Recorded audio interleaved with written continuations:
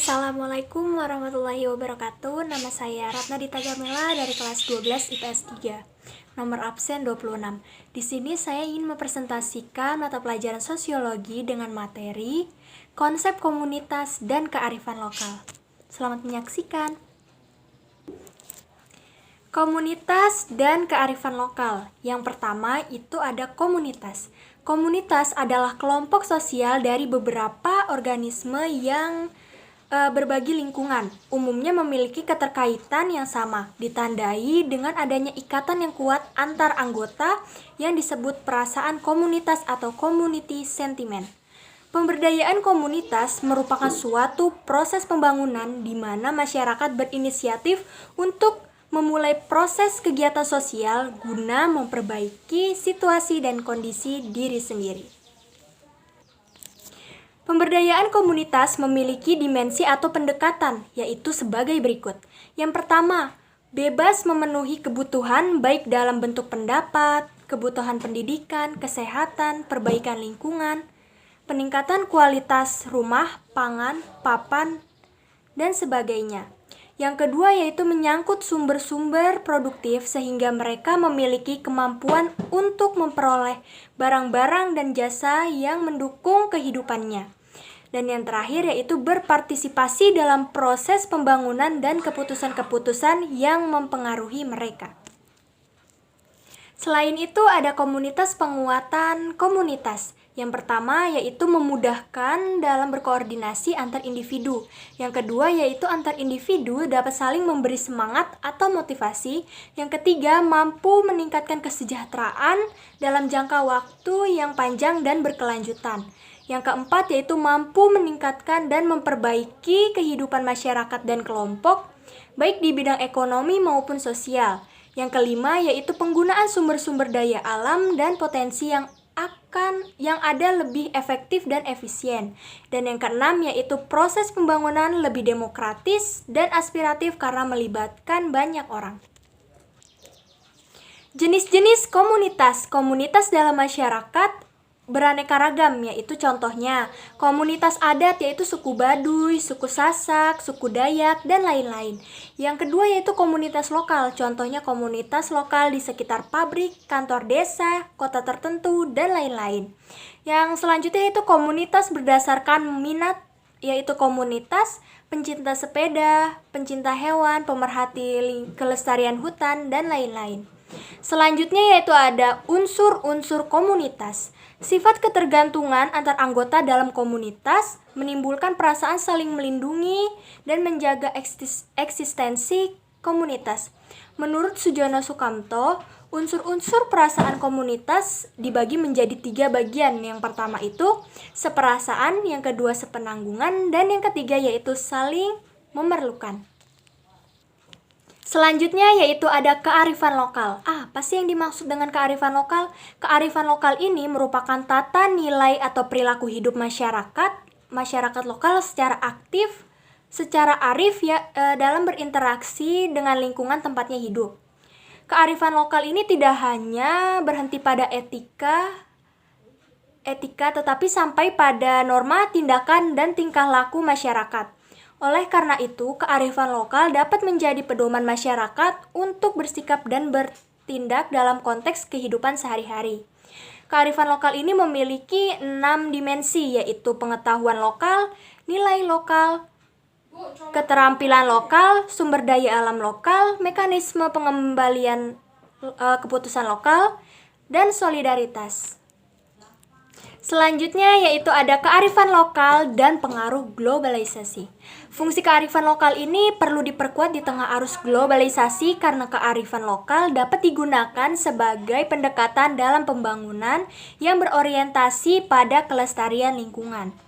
Kearifan lokal di suatu daerah dapat menjadi solusi dalam menghadapi pesatnya globalisasi. Tentunya kearifan lokal tersebut harus memenuhi beberapa kriteria tertentu, yaitu mampu bertahan terhadap budaya luar, memiliki kemampuan mengakomodasi unsur-unsur budaya luar, mempunyai kemampuan mengintegrasikan unsur budaya luar ke dalam budaya asli, dan mampu memberi arah pada perkembangan budaya. Selanjutnya yaitu ada strategi pemberdayaan komunitas di tengah pengaruh globalisasi.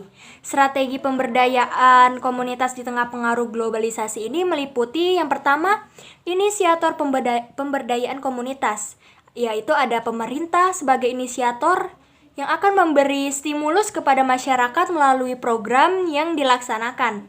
Salah satunya yaitu Program Nasional Pemberdayaan Masyarakat Mandiri atau yang disingkat dengan PM Mandiri. Yang kedua yaitu ada swasta, lembaga swasta seperti perusahaan dan lembaga swadaya masyarakat atau disingkat dengan LSM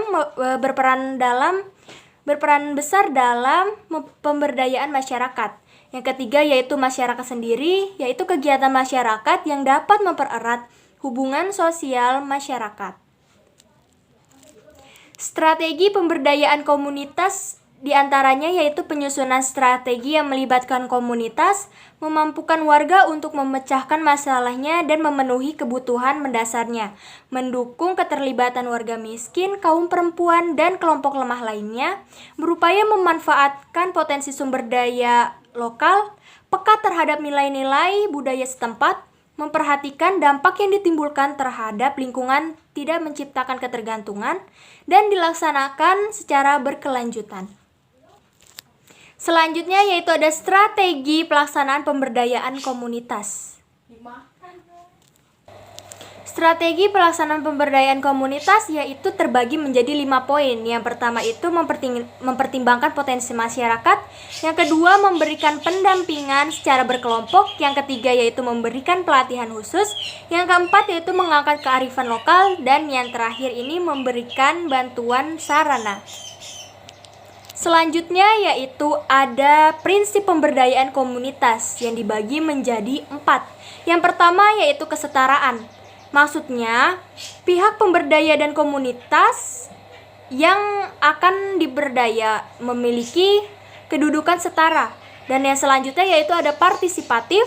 Masyarakat diajak untuk melihat kemampuannya dalam mencapai tujuan yang diinginkan, sehingga harapan antara pemberdaya dan masyarakat ini yang diperdayakan berjalan beriringan.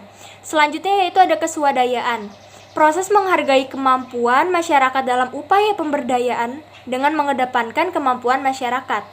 Dan yang terakhir yaitu berkelanjutan, yaitu program komunitas dirancang secara berkelanjutan meski pemberdayaan selesai. Next yaitu ada melaksanakan pemberdayaan secara bertahap, yaitu ada perencanaan, pelaksanaan, dan evaluasi. Selanjutnya yaitu ada apa sih hubungan antara kearifan lokal dan pemberdayaan komunitas? Hubungan antara kearifan lokal dan pemberdayaan komunitas ialah kearifan lokal tidak terlepas dari nilai-nilai yang dipertahankan di suatu daerah atau komunitas tertentu. Nilai-nilai tersebut tentu tidak akan mudah diubah paradigma atau sudut pandangnya. Maka diperlukan strategi pemberdayaan komunitas agar pengaruh positif dari kearifan lokal ini tetap terjaga, namun masyarakat atau komunitas dapat mempelajari dan mengubah hal-hal yang dianggap perlu diubah. Next, yang terakhir ini ada upaya mengatasi perubahan kehidupan sosial masyarakat berdasarkan kearifan lokal. Cara mengatasi masalah tersebut salah satunya yaitu dengan memperdayakan komunitas yang berlandaskan kearifan lokal. Mengatasi permasalahan sosial dengan kearifan lokal berarti menggunakan pendekatan kekeluargaan, musyawarah, nilai dan norma lokal yang berlaku di masyarakat setempat. Selanjutnya yaitu ada upaya mengatasi perubahan kondisi lingkungan berdasarkan kearifan lokal, yaitu pola hidup konsumsi yang menuntut harus terpenuhinya kebutuhan di segala bidang, membuat masyarakat tidak puas dan ingin memperoleh yang lebih. Dampaknya sumber daya alam dieksploitasi secara berlebihan tanpa memperhatikan dampak yang akan ditimbulkan. Sekian dari saya, kurang lebihnya mohon maaf dan saya akhiri. Wassalamualaikum warahmatullahi wabarakatuh.